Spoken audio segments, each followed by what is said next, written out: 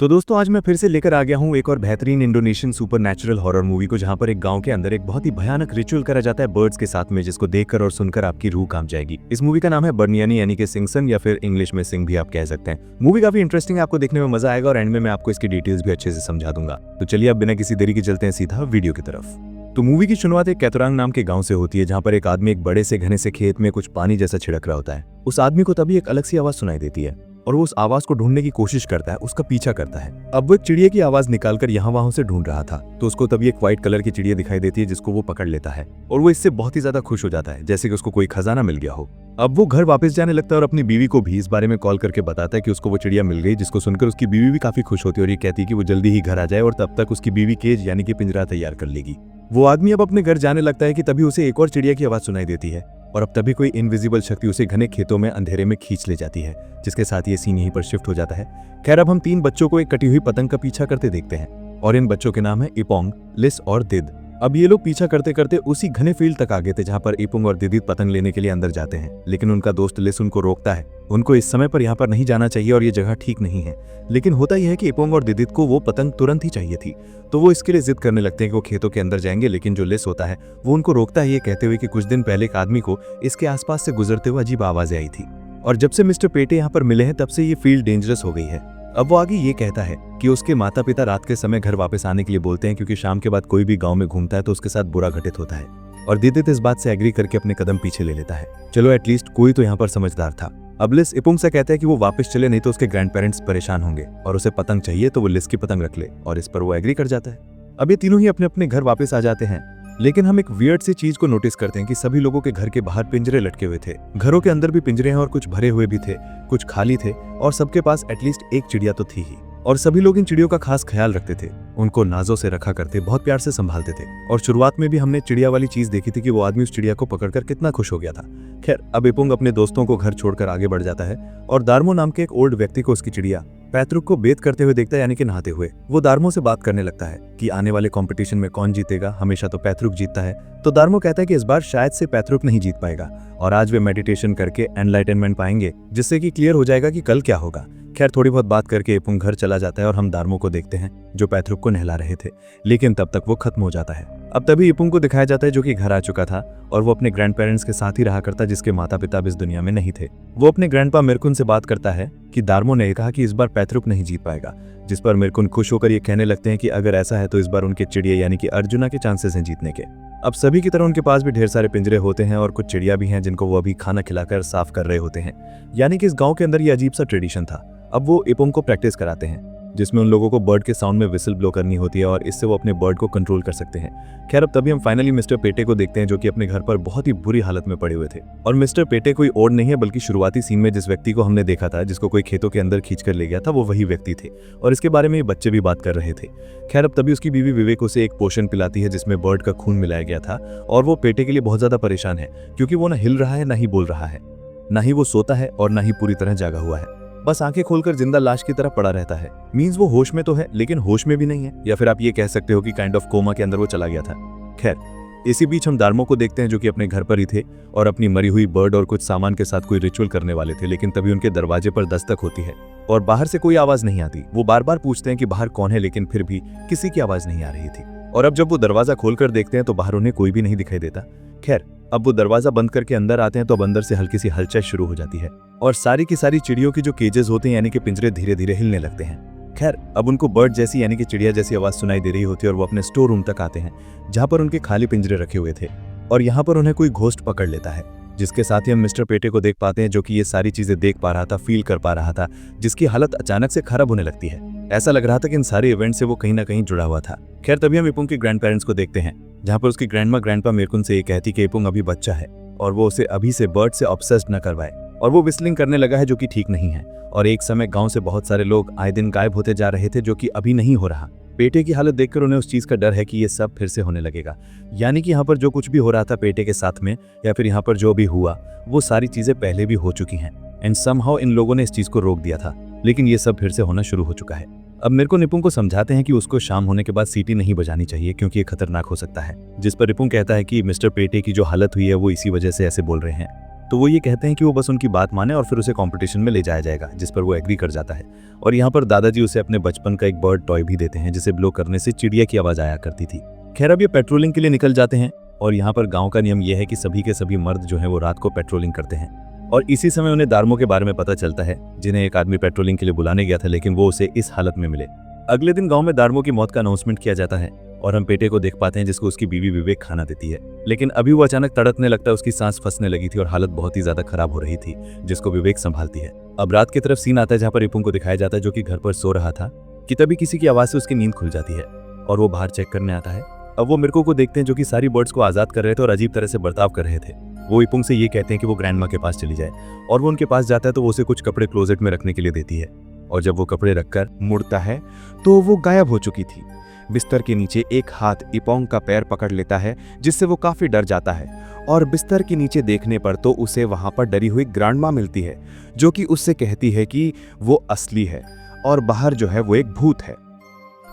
इपोंग अब बिस्तर के नीचे छुप रहा होता है, जो कि बाहर ग्रैंडमा के रूप में घोस्ट को देखकर डर गया था। लेकिन अब वो उसके साइड में छिपी हुई ग्रैंडमा अपने असली घोस्ट रूप में आकर उसे हॉन्ट करती है, क्योंकि असल में वही भूत थी। और इसी के साथ अचानक से इपोंग की नींद खुल जाती है, क्योंकि यह सब उसका बुरा सपना था। क्योंकि जो कुछ भी हो रहा था उससे वो अंदर ही अंदर कहीं ना कहीं सोचे जा रहा था, जिसके चलते उसे ऐसे नाइटमेयर्स आ रहे होते हैं। खैर अब तभी हम दार्मो के घर पे सभी गांव वालों को देख पाते हैं, जो कि फ्यूनरल की तैयारी में लगे हुए थे। तभी दो लेडीज आपस में बात कर रही होती हैं कि दार्मो के पास तो प्रोटेक्शन चार्म था, तो वो ऐसे कैसे खत्म हो सकते हैं। तो ये नेचुरल मौत तो बिल्कुल नहीं है, मतलब यहाँ कुछ तो ऐसा पैरानॉर्मल हो रहा है जो कि लोगों की जान ले रहा था, और उससे बचने के लिए लगभग सभी लोगों के पास ही प्रोटेक्शन चार्म है। खैर अब ये लोग पीते के बारे में बात करती हैं कि उसकी हालत भी काफी खराब है और उसको चिड़िया मिली थी, शायद से उसकी वजह से ही उसके साथ ये सब कुछ हुआ। अब विवेक भी यहाँ पर आई हुई थी, जिससे एक लेडी बात करती है कि ये सब उस बर्ड की वजह से है, जिस पे वो कहती हैं कि नहीं ऐसा नहीं है, पीते को स्ट्रोक आया था और विवेक उसके लिए एक सेरेमनी भी करने वाली है। अब यहाँ हम इपोंग को भी देख पाते हैं, जिसका वो टॉय बर्ड नीचे गिर गया था, जिसे विवेक वापस उसे दे देती है। अगले सीन में इपोंग बैरल ग्राउंड में था, जहाँ पे सभी लोग उसे ही बरील ग्रेव में फेंक देते हैं और यहाँ पर वो अपनी ही बॉडी को देखता है। सब लोग उसे कर्स करने लगते हैं और वो बहुत ही ज्यादा परेशान होने लगा था, जिसके साथ ही अचानक से उसकी नींद खुलती है, क्योंकि ये भी एक बहुत ही भयानक नाइटमेयर था उसका। अब तभी उसके रूम के दरवाजे को कोई जोर से ठोकने लगता है, तो वो जाकर ग्रैंडमा से कहता है कि वो डोर क्यों नॉक कर रही हैं, जिस पे वो कहती हैं कि उन्होंने दरवाजा नॉक नहीं किया, इवन वो सुबह से वहां पर गई ही नहीं है। ये सुनकर वो काफी परेशान हो जाता है कि अगर ग्रैंडमा ने ये सब नहीं किया तो ये किसने किया था। और वो ग्रैंडमा को अपने नाइटमेयर्स के बारे में बताता है, तो वो कहती हैं कि अच्छा हुआ ये सब उसके सपने में हो रहा है, नहीं तो ये सब हकीकत में भी हो सकता है और उसे विस्लिंग बंद कर देनी चाहिए। और इपोंग को अब बार बार बर्ड्स की आवाज सुनाई दे रही थी, जैसे कि उनके पंखों के झुंड की आवाज और विस्लिंग की आवाज बार बार सुनाई देने लगती है। तभी हम विवेक को देखते हैं, जो कि अपने घर की एक बर्ड को पकड़कर काटने लगती है और कहती है कि उसे उसका पति वापस कर दिया जाए। थोड़ी देर के बाद में हम उसे घर के बाहर कुछ रिचुअल वाले सामान के साथ उस बर्ड को जलाते हुए भी देखते हैं। खैर अब अगले दिन कंपटीशन ग्राउंड पर गांव के सभी लोगों को दिखाया जाता है और यहाँ पर मिराकुन एक आदमी मंटो से बात करते हैं, जहाँ पे मंटो ये कहते हैं कि पैतृक के मरने से ही दार्मो की मौत हुई, क्योंकि उसने अपनी प्रोटेक्शन पैतृक के अंदर डाल दी थी और शायद से इसलिए ही वो हमेशा से जीता करता था। और उसे ऐसा लगता है कि पेटे का भी इन सब चीज़ों से कोई ना कोई कनेक्शन जरूर है। जिस पर मिराकुन कहते हैं कि पहले जब लोग गायब होते थे तो दूसरी साइड, मतलब कि अपोजिट वर्ल्ड में पहुंच जाया करते, लेकिन पेटे तो उनके साथ ही है, गायब हुआ ही नहीं, तो ये सब कैसे हो सकता है। जिस पर मंटो ये कहता है कि वो यही तो सोच रहा है कि ऐसा हो कैसे रहा था। खैर अब घर पर इपोंग की दादी को दिखाया जाता है, जिन्हें कुछ आवाज सुनाई देती है और वो उस आवाज का पीछा करते करते कुएं तक आ गई थी, जहां पर उनको घोस्ट इपोंग हॉन्ट करके चोक करने लगता है। और अब तक तभी मिराकुन और रियल इपोंग घर आ गए थे, जो कि उनको संभालते हैं, लेकिन उन्हें वो घोस्ट नहीं दिखाई दिया था। अब दादी जी इससे बहुत परेशान हो जाती हैं कि सेम चीज इपोंग के साथ भी हो रही थी और सेम दादी के साथ भी हो रही है।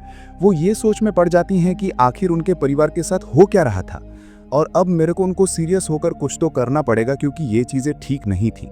खैर अब मेरे को घर से निकल जाते हैं गांव के शेमन से मिलने के लिए, जो कि कोई और नहीं बल्कि मंटो ही है। उससे मिलते हैं और इसी बीच दादी जी भी क्लोजेट से एक बॉक्स निकालती हैं, जिसके अंदर एक अंडा था, जिसको वो लाकर रिवर में बहा देती हैं और रिक्वेस्ट करती हैं कि वो चले जाए और अब उनको कोई भी परेशान ना करे। हम थोड़ी दूर रिवर में खड़े एक काले साईं को भी देख पाते हैं, मीन्स दादी जी ने एक ऑफरिंग या फिर प्रोटेक्शन ले ली है ताकि उनके घर में किसी की मृत्यु ना हो। अब इसी बीच हम मिराकुन को मंटो के पास देखते हैं और मंटो एक बर्ड केज को टच करके एक रिचुअल करता है और दूसरी साइड मतलब कि इस दुनिया के अपोजिट वर्ल्ड में कनेक्ट करता है, यानी कि शायद से सोल वर्ल्ड में।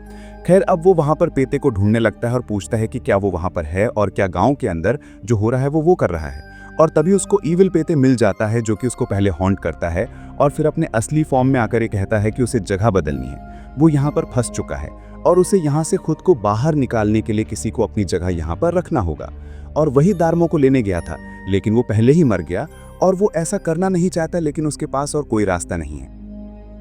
अब तभी मंटो को असल दुनिया में होश आता है और मिराकुन को वो ये सब बताता है और ये कहता है कि पेते ने फिर से पोर्टल ओपन कर दिया है और अगर वो 40 दिन में किसी को वहां पर रखकर अपनी जगह स्विच नहीं करेगा तो वो इस दुनिया से वैनिश हो जाएगा। अब इसी बीच हम विवेक को देख पाते हैं जो कि एक आदमी को मदद के लिए बुलाती है और वो ये बताता है कि अब विवेक के पास 6 दिन और हैं और उसे वो पोषण अब किसी और को देना होगा, और तो और उसे वार्म ब्लड चाहिए यानी कि गर्म खून। उसे पोषण किसको देना है ये एक साइन उसका पति पेते उसे दे देगा, जिसे वो समझ जाए तो अच्छी बात है क्योंकि ये वक्त बीत गया तो उसका पति इस दुनिया से वैनिश हो जाएगा, यानी कि जो कुछ भी किया गया था वो गलत चला गया था। खैर अगले दिन हम इपोंग को देखते हैं जो कि स्कूल में ही था और अपने दोस्तों को उसके दादाजी वाला वो टॉय दिखा रहा होता है। कहा जाता है कि एक रेयर आइटम है जिसकी विसल बर्ड्स को कोबराज या फिर डॉल्फिन्स में बदल सकती हैं। और इसी बीच इपोंग का माउथ अचानक ब्लीड करने लगता है और वो भागकर वॉशरूम जाता है, लेकिन खुद को पेते के घर में पाता है जो कि उसे हॉन्ट करने लगा था। ऑब्वियस सी बात है वो ईविल पेते होगा। और इसी बीच हम देख पाते हैं कि इपोंग की जो आंख थी वो क्लास के बीचों बीच खुलती है।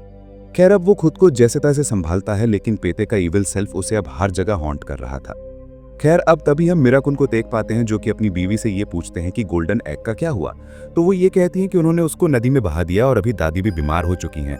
तो वो ये कहते हैं कि उस एग के कुछ रूल्स हैं, दादाजी ने उसे यहाँ पर रखा था तो वही उसको निकाल सकते थे और रूल्स को फॉलो नहीं करा गया इसलिए दादी बीमार पड़ गई हैं।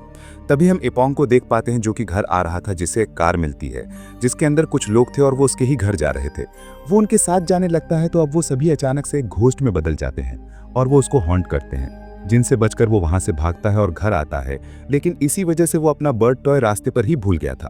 खैर अब तभी हम विवेक को देख पाते हैं जिसे पेते की आवाज आती है और उसको वो बर्ड टॉय मिलता है, मतलब कि इट्स अ साइन कि उसे इपोंग को अपना टारगेट बनाना होगा और इसलिए ही इपोंग के साथ स्टार्टिंग से ये सारी चीजें घटित हो रही थी। खैर अब वो तुरंत ही इपोंग के घर जाकर उसे बहाने से पोषण पिला देती है और अब इपोंग दूसरी साइड पहुंच जाता है। बेसिकली उसकी स्पिरिट वहां पहुंच गई थी। खैर अब जब इपोंग के दादाजी मिराकुन को ये बात पता चलती है तो वो पीते के घर जाकर लड़ाई करते हैं और फिर मंटो के साथ जंगल में जाकर एक रिचुअल करते हैं। मंटो मिराकुन को दूसरी साइड भेज देता है और प्रोटेक्शन के लिए एक बर्ड रेलिक भी देता है, यानी कि इस मूवी के अंदर बर्ड्स का काफी सिग्निफिकेंस था। अब मिराकुन को अपना पोता इपोंग मिल जाता है और वो उसे बचाने के लिए यहाँ से निकालने लगते हैं, लेकिन उन दोनों को घोस्ट घेर लेते हैं। ऑब्वियस सी बात है वो भूतिया रेल्म के अंदर थे। मिराकुन इपोंग को बचाकर यहाँ से बाहर भेजने लगते हैं और मंटो इपोंग को अपने साथ रियल वर्ल्ड में ले आते हैं, लेकिन मिराकुन अब दुनिया में फंस गए थे। अगले सीन में हम ठीक हो चुके पेते हो देख पाते हैं और विवेक उसके आने से बहुत खुश थी। अब आपको यहाँ पर ऐसा लग रहा होगा कि शायद से ये तो बहुत ही ज्यादा गलत हुआ है मिरर के साथ में। उन्होंने अपने पोते को बचाने के लिए खुद का सैक्रिफाइस कर दिया और जो पैते था उसने काफी गलत चीज करी। लेकिन शॉकिंगली होता यह है कि एक दिन पैते बर्ड केज साफ कर रहा था जिसके अंदर उसे विवेक का कटा हुआ सर मिलता है। जी हाँ, और वो डर कर भागता है, जिसे देखकर मंटो स्माइल करता है, यानी कि जो रिचुअल उसने गलत किया था उसके ऊपर वो उल्टा पड़ गया, यानी कि उल्टा रिचुअल कर दिया गया था उसके ऊपर। और तभी हम मिराकुन को देख पाते हैं जो कि अब रियल वर्ल्ड में आ गया था। लेकिन ऐसा कैसे हुआ? तो सिंपल सी बात है, उन्होंने विवेक से जगह स्विच कर ली थी और आप जानते हो कि ऐसी जगह स्विच करी जाए, रिचुअल करा जाए तो 60 दिन इंसान के पास में होते हैं वापस असल दुनिया में आने के लिए, अपनी बॉडी के अंदर आने के लिए। तो यहाँ पर विवेक के साथ ऐसा कर दिया गया था क्योंकि उसने यहाँ पर गलत चीज करी थी, उसके पोते के साथ गलत किया था और वो इसी के साथ में ये फिल्म यहीं पर खत्म हो जाती है। तो दोस्तों ये थी सिंह फिल्म की कहानी।